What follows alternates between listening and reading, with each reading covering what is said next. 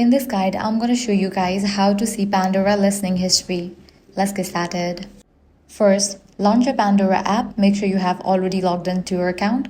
Now from the main screen, simply navigate to this page, My Collection. Song is currently playing. Tap the Now Playing bar at the bottom of the screen to expand the player. Look for an option such as Session History, Recently Played, or the Q icon. This option will display a list of the songs that have played during your current listening session.